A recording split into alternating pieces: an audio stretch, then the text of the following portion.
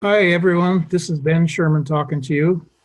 I can see you out there in this very vast audience, and I know that you're eager to hear about leadership and community. So we'll get on with our program. But first of all, I wanted to ask you a question. Have you hugged your loved one on this special day? If you haven't, you better get about it. If you've forgotten, well, rush to the store and get a box of candy or something. All right, my name is Ben Sherman. I will tell you a little bit more about myself as we go along here. But I first of all wanted to explain what this webinar is about.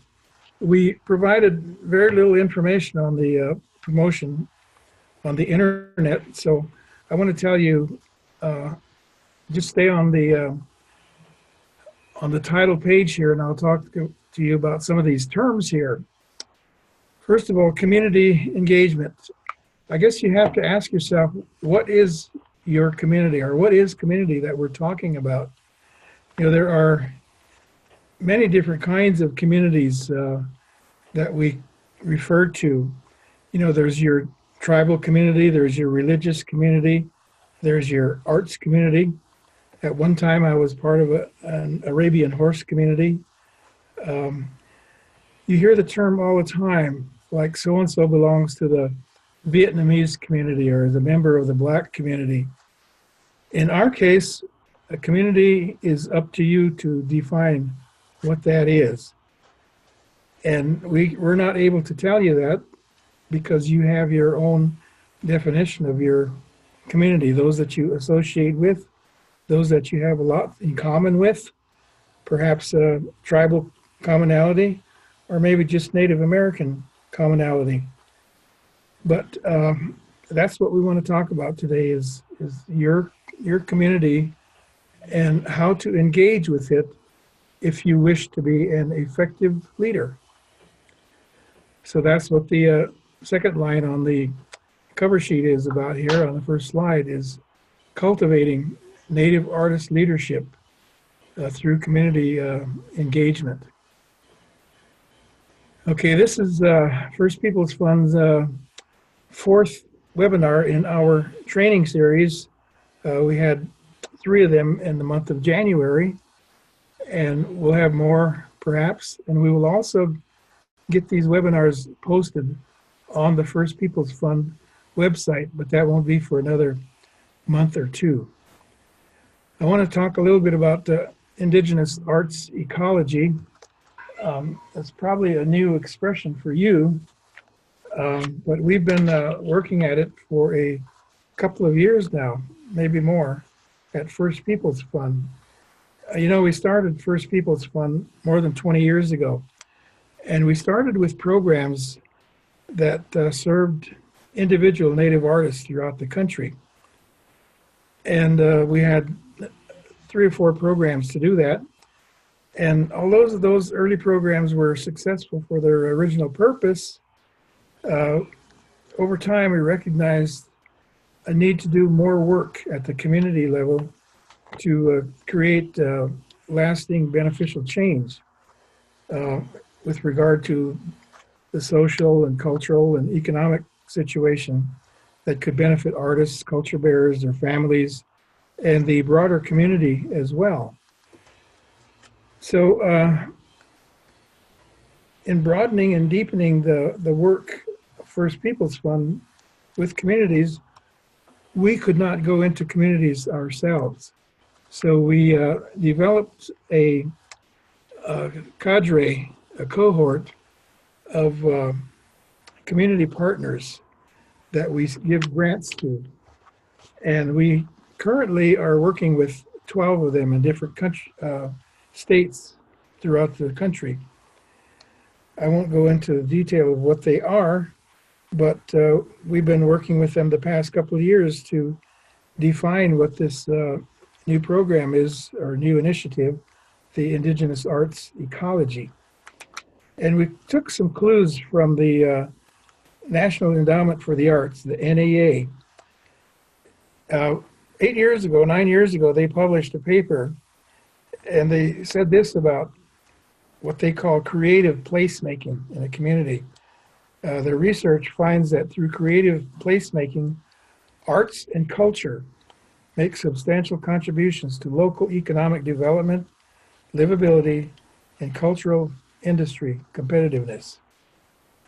And that's kind of our mission as well, is to make broad contributions at the community level. And to penetrate the community, we need these partners, these cohorts, or this cadre of partners that we have developed over time that we're working with. And they consist of nonprofit organizations, arts associations and agencies, perhaps a tribal organization, and something that's called a community development association, CDFI. And so this is our own version, Indigenous Arts Ecology, IAE, that is somewhat similar to what the NEA is doing with their creative placemaking. So what we look to do is utilize our partners in these communities, but to truly penetrate into the communities, we need leadership among the artists and culture bearers that can work with the larger community, other agencies, tribal agency perhaps, educational institutions, commercial businesses, and other nonprofit service organizations. So that's the work that we have embarked on, and that is the reason that we want to train and develop artists and culture bearers to achieve success in this initiative. So these leaders or potential leaders must be discovered or developed among resident artists and culture bearers within those communities so that they can advance the goals of this initiative. And to do that, we want to be carefully planned and purposeful as we engage artists, culture bearers, and our partners, grantee. So that's kind of what we're about with this webinar, is finding ways to discover or develop artists and culture bearers. And the same goes for our grantee partners. So this is it's a continuous process among these communities. Let's say after these grantees graduate from our program, they will be replaced with other ones. So we'll just go on throughout the country, introducing this initiative and developing leaders among the resident artists and culture bearers. So that's kind of a long way of describing what this IAE initiative is, but there's no easy way to describe it. But it creates a lot of work for First Peoples Fund and for those that we work with to embark on this development process. But we know a lot of artists, and we have confidence that we can get them prepared to champion our Indigenous Arts Ecology program in their communities. So we have, we're going to be using chat, so you can make your comments and questions using chat. We have in the background, you can't hear her, is Tosha Twoheart, and she's with First Peoples Fund in Rapid City, and she is the program manager for this initiative I just described. So she will be listening in, and she will be watching for your chat comments and questions, and she will answer some if she chooses to, or I will answer probably at the end of the 1 hour session here. So we'll try to get to as many of your comments and questions as we can. All right, moving along. Advance my slide here. I want to tell you something about myself. I'm not one to boast or beat my drum ever, but I think in order for you to get to know me, you have to know what my education and experience and my thoughts are on this subject of leadership, which is so important. I'm Oglala from Pine Ridge, South Dakota, raised in right in the middle of the reservation a little town called Kyle. I went to grade school in Littleton School in Kyle, and Oglala Community High School in Pine Ridge, which was a boarding school at the time. Both Bureau of Indian Affairs schools. During high school, I had an aptitude for math. And so when we went through career planning with our counselors and teachers, they all decided that I should go to a technology college or university. And that's exactly what I did. I went to the South Dakota School of Mines and Technology. And so I didn't graduate there, but I learned a lot of engineering.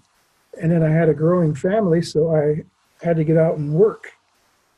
And my work took me to different states, and I ended up in California. You know, without this degree, I progressed pretty well in the technology world. I later on got my bachelor's and master's degrees in business management. But I had basically two careers.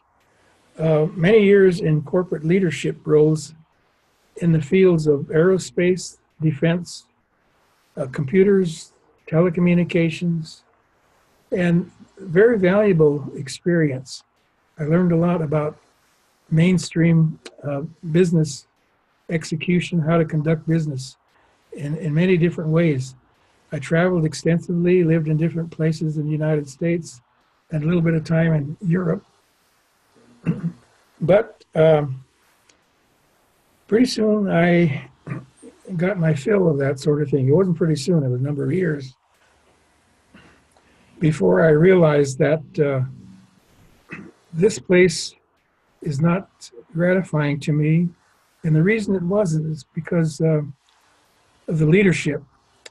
I watched leadership in those corporations through the years, and I saw the good, the bad, and the ugly.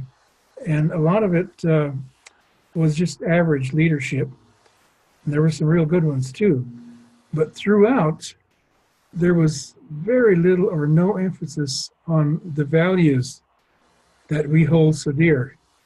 You know, values having to do with things like kinship and generosity and compassion. Those things were largely absent in these corporations. Although they spoke a good game of values, it truly was absent.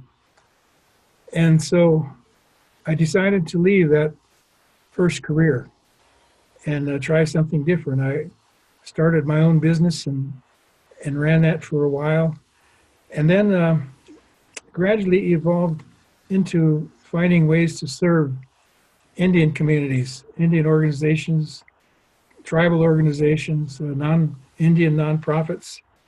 And that's what I have been doing ever since in my second career, consulting and training and management of different kinds. And my emphasis has always been on leadership, demonstrating and teaching leadership in whatever pursuit that I was in.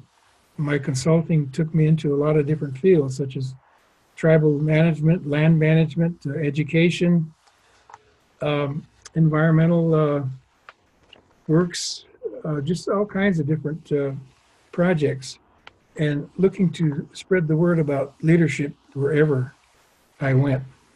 So that was career number 2. That's it for me. That's all the personal drum beating that I'm going to do for the rest of my life. So thank you for that. I'm going to move on here, and we'll talk about some of the other. Here's a slide that I wanted to show you. This was part of my first career. I worked at Cape Kennedy.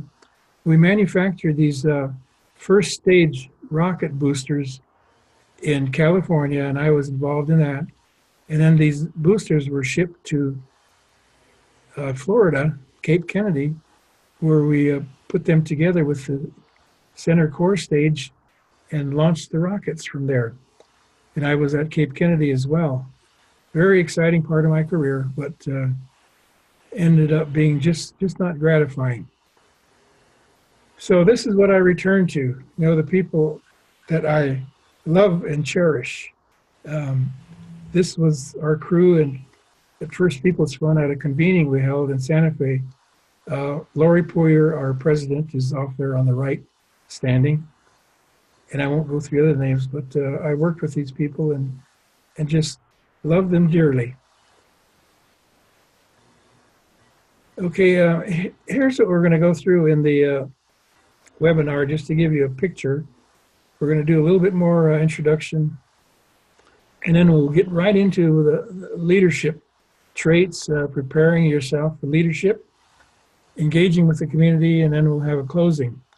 And throughout, I want to introduce you to various leaders. And this was one of the early boards of directors at First Peoples Fund. Lori is again on the right, and she had a lot to do with bringing these board members together. And leaders they are all good leaders.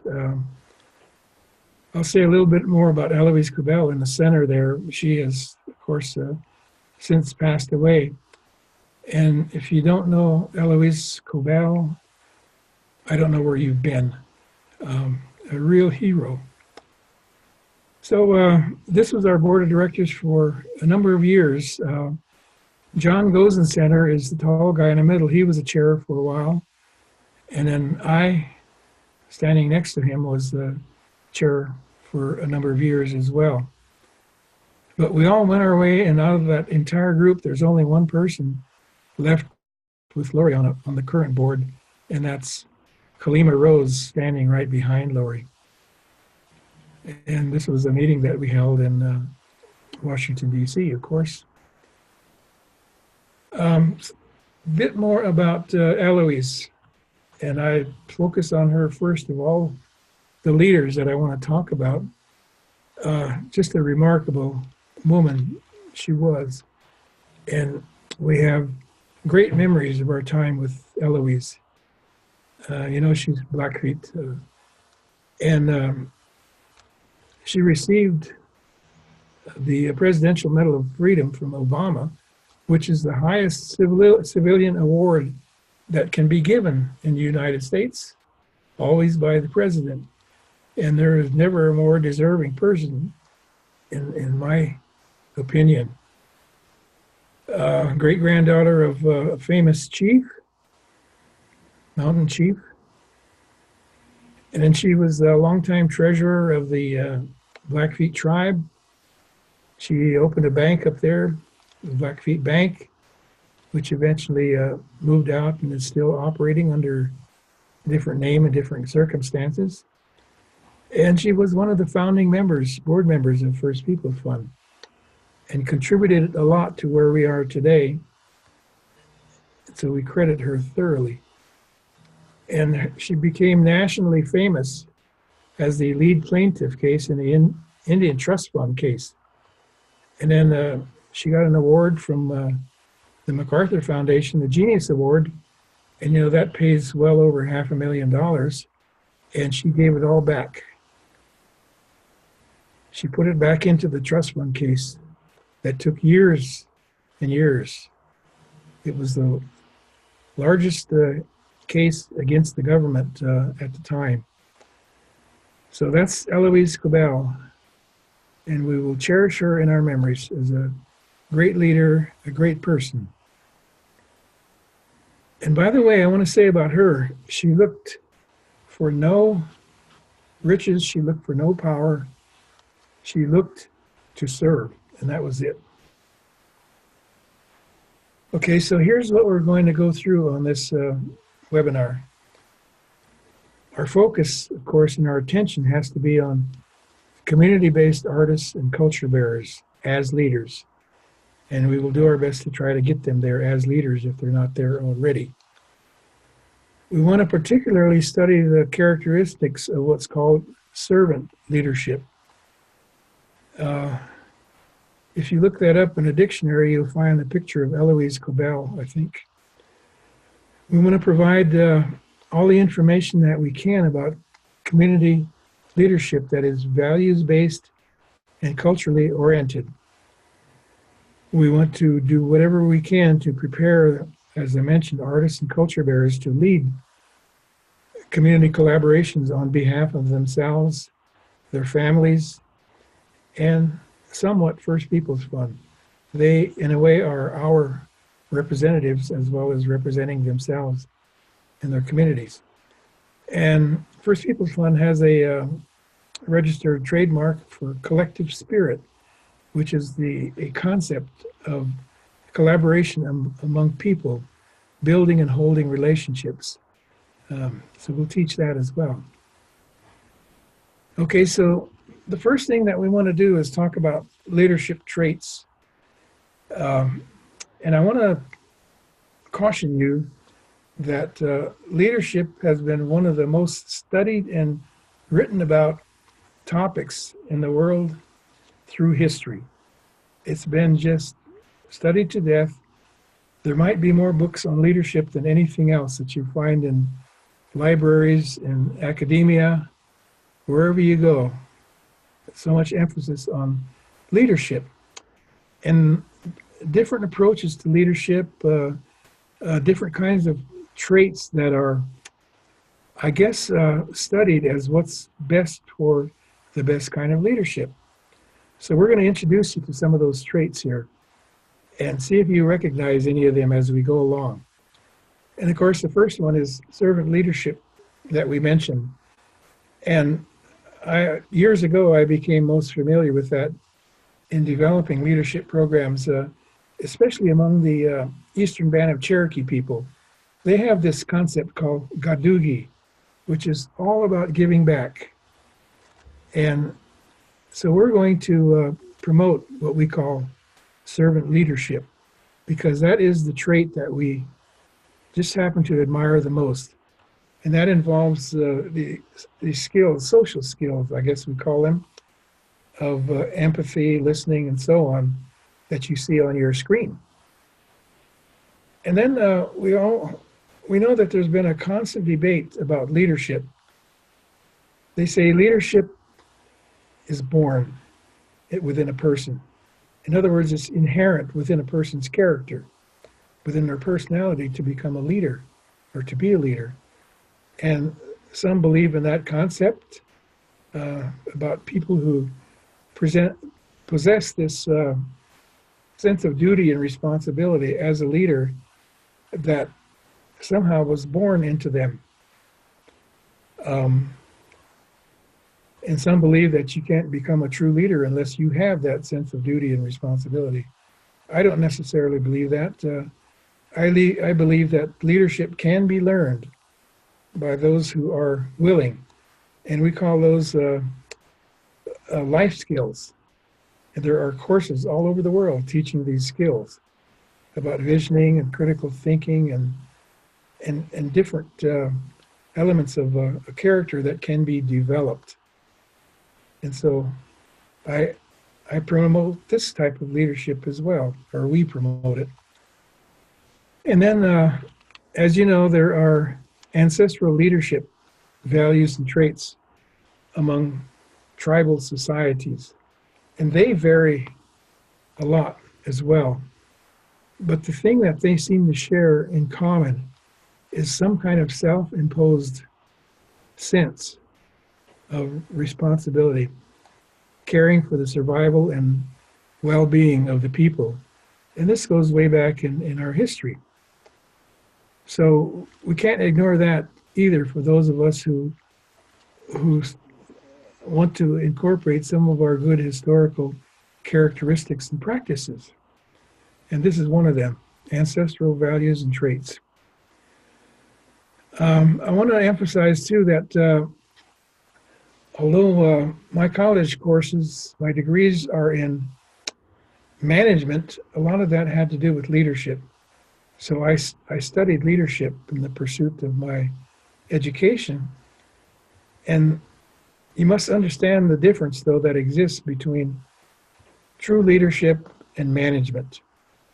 It is said that leaders create the vision, and that vision is implemented by managers.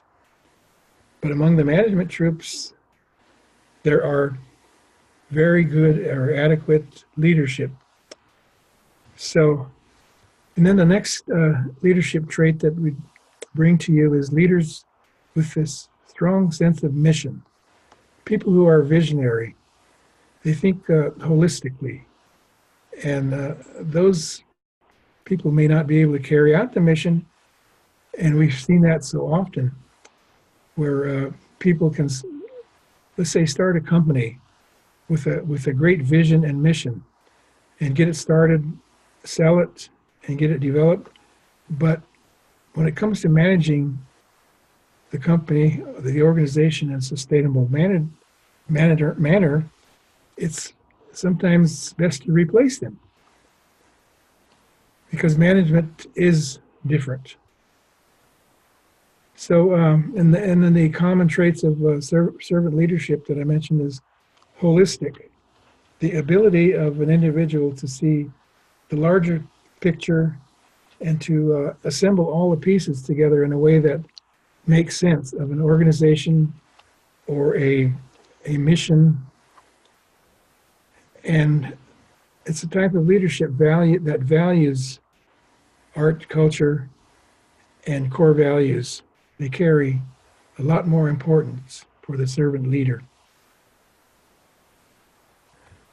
So we have these different models of leadership, and of course the servant leadership, very common in native societies, especially in earlier times, but still practiced in native communities across the country.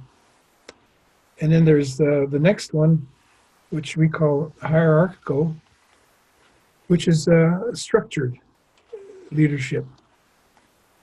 You know, where you have the top guy and you have the lieutenants, and then you have the soldiers and the people who carry out the orders of the top leader. And then the hereditary leadership sometimes followed that same structure, where hereditary leaders were often born into their leadership roles because of who their parents and grandparents were. We still have some of that in the country and in Canada and South America today. So all such methods are being used today among native societies. We have noticed that leadership among many tribes is patterned after the structure of the United States government. And my tribe is such a tribe that we have elections, we have a chair or president who is equivalent to the president of the United States. We have a tribal council that functions the same as Congress, and we have courts that operate the same way as the Justice Department. So all such methods can work. It depends on how they are implemented. But the kind of leadership that causes dissension and causes problems in the tribal society are those that pit people against each other. And that's the way the U.S. system works. You know, you have one side against the other, and leaders are elected that way. So you have winners and losers. And whenever you have that, you have dissension. And you can fracture your society at all levels. And so we've seen that in tribal societies as well. You know, the competition for office. Values-based native organizations most easily accept servant leadership. Fortunately, there are a few tribal organizations in the United States that do have elections. They do have winners and losers, but they are still able to retain some kind of servant leadership. And the Eastern Band of Cherokees, where I worked, consulted with them, is one of those tribes in the United States where they have a version of servant leadership in a system that has two competing parties. But the thing about servant leadership, because of these leaders tend to be role models, they offer more inspiration and hope to the people. And so that's one of the great pluses, the advantages of servant leadership. So those are the models. And we're going to go on to preparing yourself or preparing others for leadership roles. So we'll go first to a lady by the name of Lonnie Hotch. And she's a Tlingit leader in a small village of Klukwon in Alaska.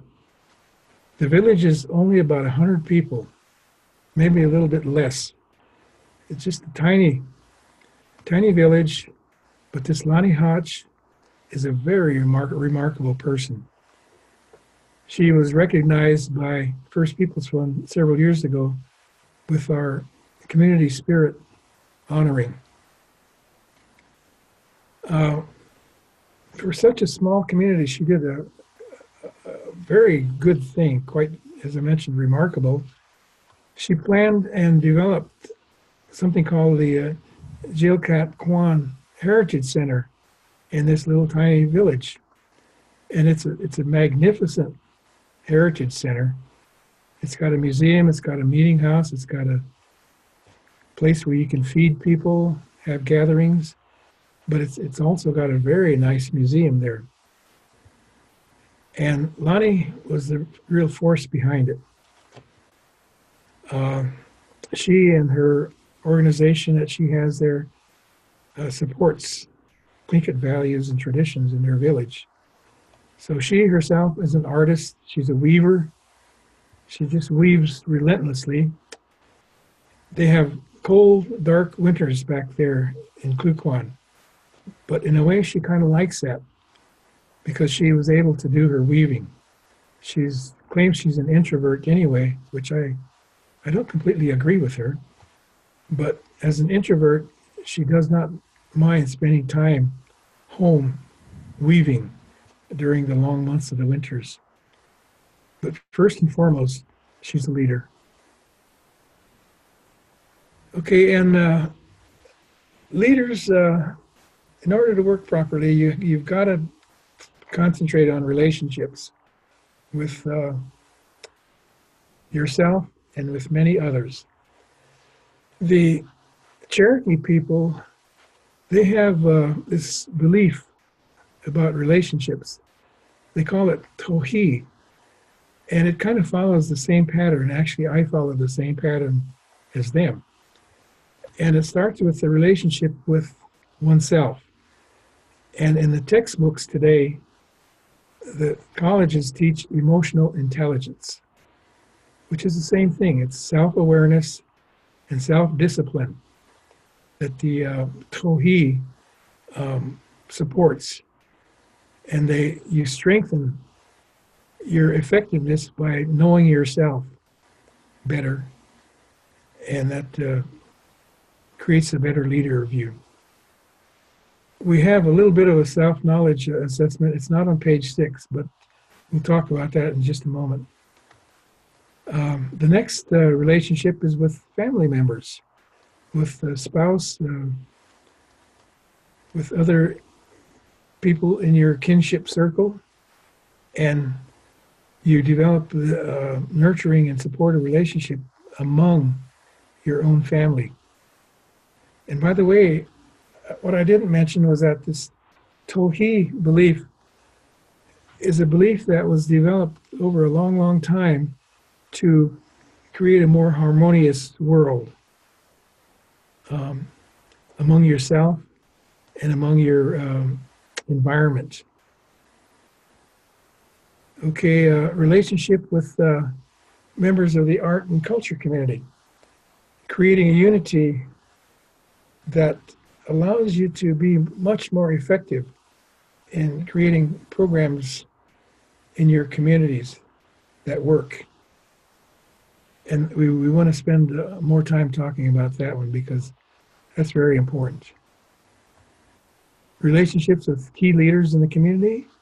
There are leaders in all different kinds of pursuits in your community, and you can find them easily, or perhaps you know already what they are. You can find them in tribal administration. You can find them in the education field. You could find them in the commercial world, in nonprofits. But developing these reciprocal relationships with communities leaders will help you.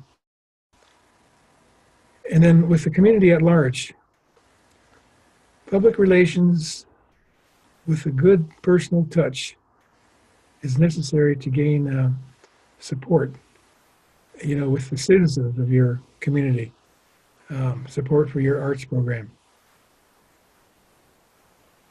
Okay, and this is what we would like for you to think about in assessing your own personality, your own character, your own ability to be a leader. First of all, you have to know yourself. And in order to do that, you have to know where you come from, of course, your family, your community, and what they stand for in terms of values that has been passed along to you. Understand your passions, what you want to do with your life, your career, your free time. So get to know yourself a lot better. You'll make a better leader if you can understand yourself better. And then which of your values, core values, your ethics, your morality, your principles would contribute to your role as an effective leader? And then specifically, how do you see honesty, integrity as leadership traits? And of course, the answer to that one is easy, absolutely essential. In order to build trust, you need those traits, and people need to know that you have them. People know that you don't lie, you don't cheat, you don't steal, but you operate in a very honest manner through all of your relationships. And then the final question on this page, what are your leadership strengths? And will people follow you? Will people understand your strengths and follow you, follow your lead? And then do you have the ability to create a vision for the arts in your community that can eventually receive support from the broader community? Okay, leadership life skills. We'll get into that a little bit more. But are you able to do planning well ahead of time, and not just tomorrow and next week, but weeks, months, and years ahead of time? And then do you have critical thinking skills that allow you to analyze situations that arise probably every day in your life and apply critical thinking skills to solving issues or addressing issues, or finding ways to prevent problems from happening? And then what are your communication skills? Do you listen good? Are you a good speaker? Do you have a dedication to help lead your community to a better place in the social life, in the economy, spiritual life perhaps? So how committed are you to serving your community? And are you really committed to work through difficulties that we all know that you will have? Okay, that's personal identity.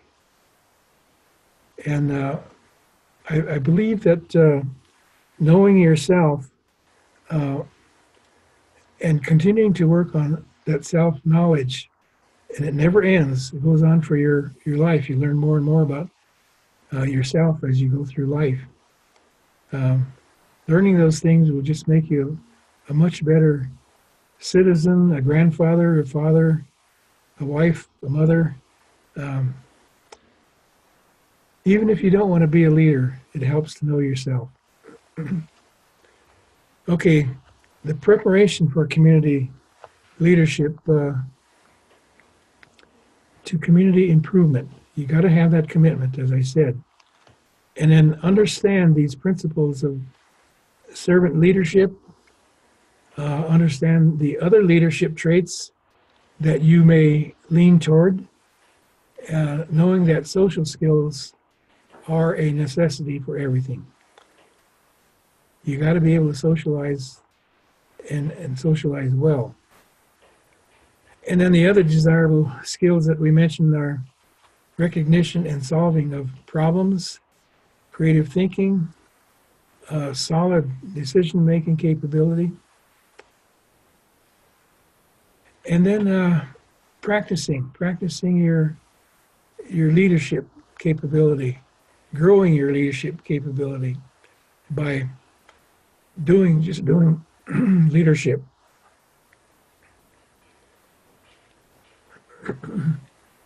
Understanding that the role of a leader is time-consuming, and you don't always get paid for it. If you have a job as a leader, a paid job, that's fine. But very often you don't, and I tell you that from personal experience. You can really put a lot of effort into community leadership, and you've got to be able to understand that that's going to happen. And of course, the rewards may not be monetary. So what we created here was a graphic to show growth by which to measure the leadership. And we have these three levels: emerging, a growing leader, an established leader. And you could read the fine print yourself, but I just want to say that this is part of self-knowledge too, knowing where you are in your leadership development process and the support that you need, the skills that you need to develop, the technical assistance that you will need from others who have perhaps better skills, but may not be better leaders than you.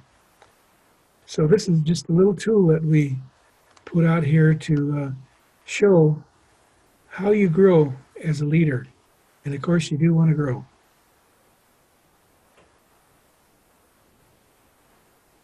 Okay, we talked about this Indigenous arts ecology earlier fairly thoroughly, so I won't spend too much more time on it, except that the second point there, providing artists access to resources they need for success. And we have wrestled with this issue, this question, for years. And we have identified what those needs are. And they tend to be very universal all across the country. You know, they need for market access, the need for networks to support each other, the need for materials to create your art. Those are real needs for artists. And so we will be working with our cohorts to find ways of getting access to those resources. That's very important. And then in order to do the proper job in a community, as a leader, you would need to do assessments of the community arts ecology, the ecosystem of your community. What is available, what's not available, and include there the artist's needs. Find ways of making and meeting needs for artist success.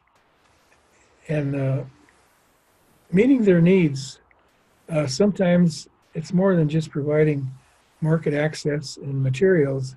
It's encouragement, it's inspiration, it's support for them. So I take that as being a very important aspect of artist success as well. It's not easy being a struggling artist, I know that. And one way to help them is to support those struggles. So the leader then takes informed actions based upon your assessments that you conducted in order to increase the incomes and public profiles of artists. And understanding that artist success has a lot of benefits to the broader community, not just to the family, but also to the broader community.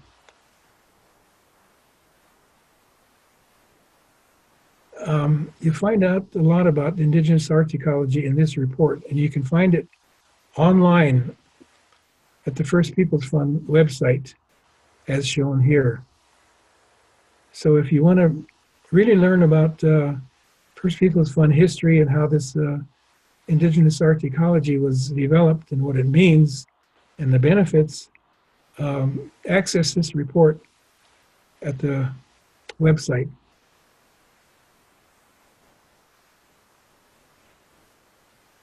Okay, we're going to talk about community engagement for a while here, and this will be the last major topic we will cover. But before we do that, I would like to introduce you to Bud Lane, Silet's tribal leader from the state of Oregon. And he has received high awards in his career. The EcoTrust Indigenous Leadership Award was one of them.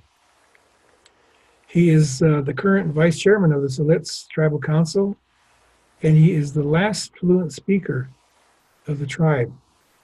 So he's creating a dictionary, a talking dictionary. And of course, he's a master artist, he's a weaver, basket maker. He's also on the board of directors of the First Peoples Fund. And we visited him in his community for 2 or 3 days one time, and we got a firsthand demonstration of his leadership, a highly respected individual. And he promotes increased knowledge for everyone. Knowledge allows us to see further down the road. That's the way he puts it. So that's Bud Lane.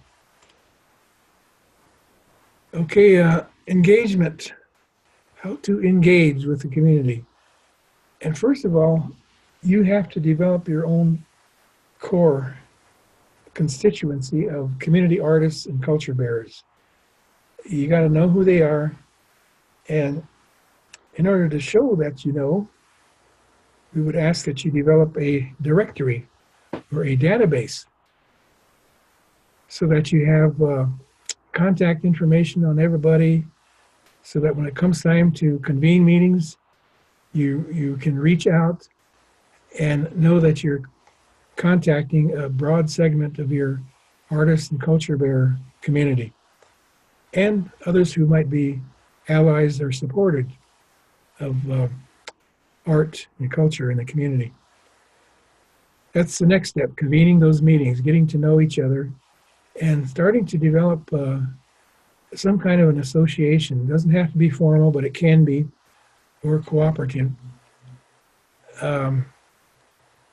Make it kind of the central point for community arts in the organization. You know, have your own logo, newsletter. Communications is so important there in order to keep this association going. And then with your colleagues, with your constituents, develop a set of values that represent the attitudes of the group, and write them down and publish them again and again and again. And that makes these values more meaningful, and not only adopt them, but implement them in every possible way. These values of honesty and compassion and reciprocity. It's good to show that you not only preach those values, but you carry them into everything that you do. And then for the group, develop this shared vision, mission, and goals. And that takes some work, but it's a necessary part of getting ready for community engagement. And then prepare your strategy and action plans. You know, this is pretty much standard planning for starting some projects in the community. Developing assignments and finding ways to carry them out, practicing the concept of collective spirit also, which is collaboration. So artists and communities build awareness and interest of the arts environment, the arts ecology in the community, informing people as to what's there and what's not there, and what the goals are and objectives, and then conduct regular sessions with artists and culture bearers in implementing their work. You got to know what their desires and their dreams are, and that's a good way to do it. Present your proposals to the larger community, and develop plans and actions to fit your own community arts ecology. I see this vast audience out there, and I'm just wondering what you're thinking. Engaging artists with community, more points. You have to interact and develop relations with leaders from these other fields that I mentioned: the tribe, education, business, nonprofits, tourism, and other agencies. Communicate your goals and objectives of this association of artists and culture bearers, and develop this collective mindset. As we all work together on this, we all benefit from these programs. And then find the resources, the support where needed to carry out your programs. Easier said than done. Our President Lori Puyer has been spending a lot of time on airplanes for a long time, finding funding support for the work of First Peoples Fund, so that First Peoples Fund can issue grants and carry out these programs that we're talking about here.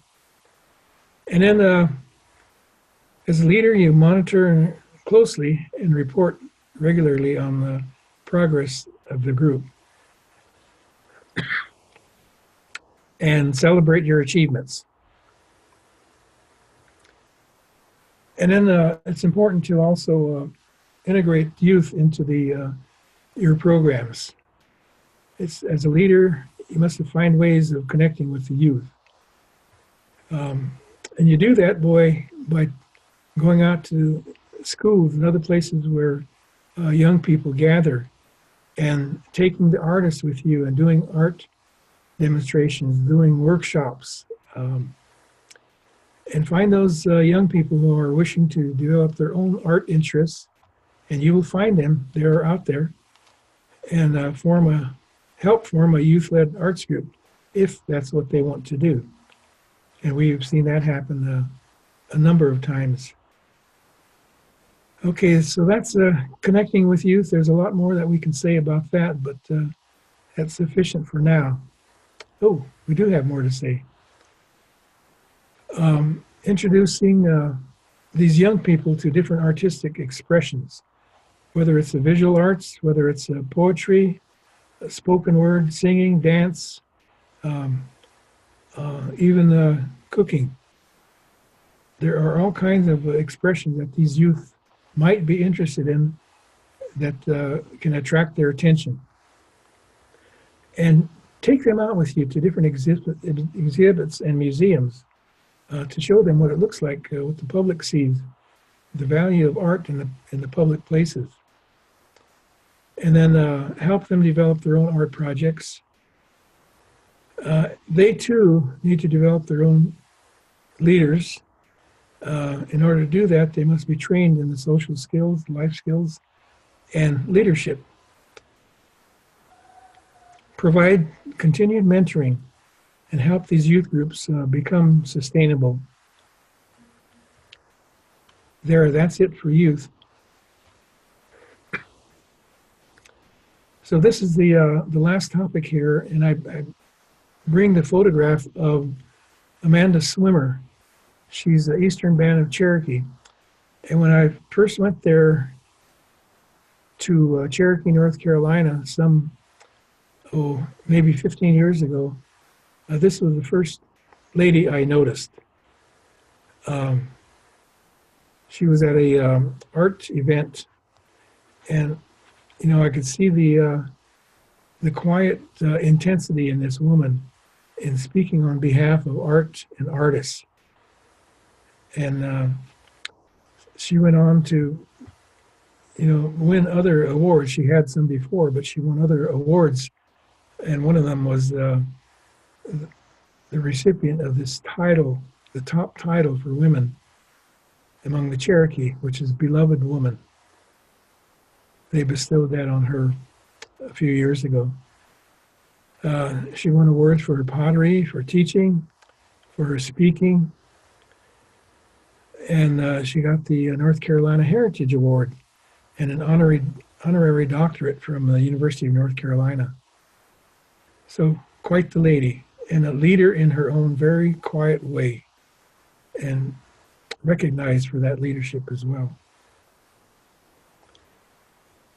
Okay, so how do you develop your own leadership abilities, develop confidence in your own leadership abilities? You got to get out and do things. And public speaking is an important way of developing confidence. If you have to join a speakers group, do so. So you learn how to present yourself well to larger audiences. And of course, leading smaller groups in these projects. Start with small. And then finding additional coaching, mentoring, and learning to help you grow your own abilities. And then communicate the progress and results of the projects that you undertaken and have succeeded in. And the last point there is celebrate group achievements. Always celebrate. Even the small wins count. Leading by example. And you earn respect and trust mostly through the demonstration that you carrying those values out yourself in the way that you live and you conduct yourself. And again, those are values of integrity, respect, trust, and sharing. And then you also recognize others' values and principles, and you demonstrate that you recognize them in others. And give credit every place where it's due, both one-on-one personal and also public. And then be adaptable, flexible, and very open in your relationships. Demonstrate that you are flexible and adaptable in the way that you conduct your business and the way that you lead. And again, celebrate achievements, and then commit yourself to living your art and your culture, and moving forward with your own personal, continuous renewal. Another leader to talk to you about briefly is Vicky Takamine. And she's a very important person in her community in Hawaii. She has led the Pa'i Foundation, which represents the Hawaiian people for cultural preservation. And she's the owner of a dance school for 35 years. She's been honored by First Peoples Fund with the Community of Spirit Award. And she is quite active as what we call a cultural protector, provider, and teacher, and of course, a longtime artist, a very active woman. So that is the last leadership person that we have to present to you. And we do that hoping that you will recognize that we are associated with some pretty strong leaders as well, and we want to help develop other leaders similarly. So that's First Peoples' role with this Indigenous arts ecology, and that's why we're presenting to you today, is so that you can come join the First Peoples Fund family in whatever way you can and benefit from some of the the things that we're able to share. Go to First Peoples Fund website. Just show there's a lot of people on there, a lot of past and present fellows, honorees, just a lot of information about First Peoples Fund. And this is Tosha behind the scenes here, her email, and below that, mine. We've been, First Peoples Fund, with Tosha leading the effort, has been developing these webinars, and so far four of them are in the library, which includes mine. And the first one is by a Hawaiian lady. E-commerce is her specialty. And then Teresa Secord, a well-known leader in the artist community nationally. And she presented two webinars. One establishing a native art market, and then the second one on funding native artists, grants, fellowship, and other creative income. These webinars will be available on the First Peoples Fund website in a month or two, as soon as they rework the website. So with that, I would like to take a look at the comments, and I'm going to ask Tosha to give me a clue as where I can see the chart. Would that be it right there? Nope.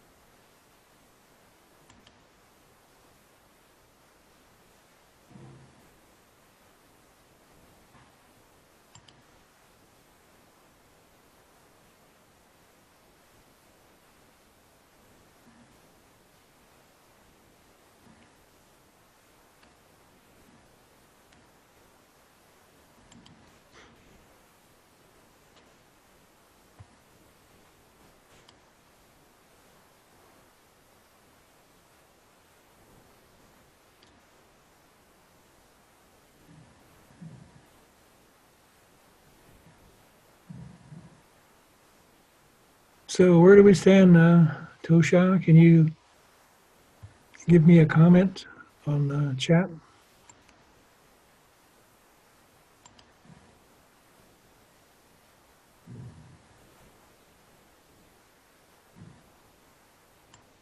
Ben, you do have some comments. You have to click on the bottom of your Zoom window to pull up the chat box.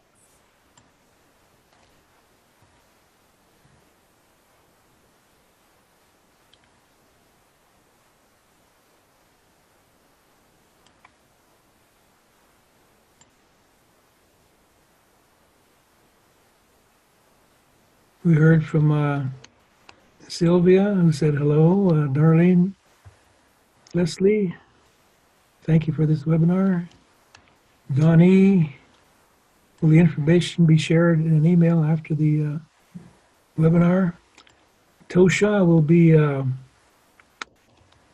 be posting a link to a reference guide. That's her comment there. You can download that link before we end the webinar. Mary Bush, oh, where are you with all the snow?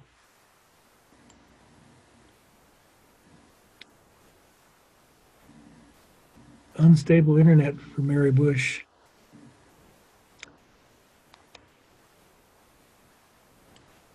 Monetary assistance for materials. Darlene, is there an organization or resource that comes to mind? And my personal experience, they are not easy to find, but they are generally the first approach is in your own community. for materials. I hope you can see the link to the resource guide for the webinar. Go to Zoom and click chat. You're in PowerPoint right now. Go to the Zoom window. That was for me. Donnie, thank you for being here with us. And you've been in two other webinars, so thank you for being here. Sylvia says, Miigwech. Lynette, very insightful and helpful. Thank you.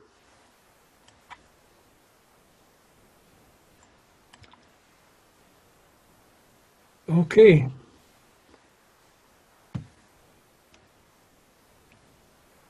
Well, Tosha, do you have anything more to add here on the chat room?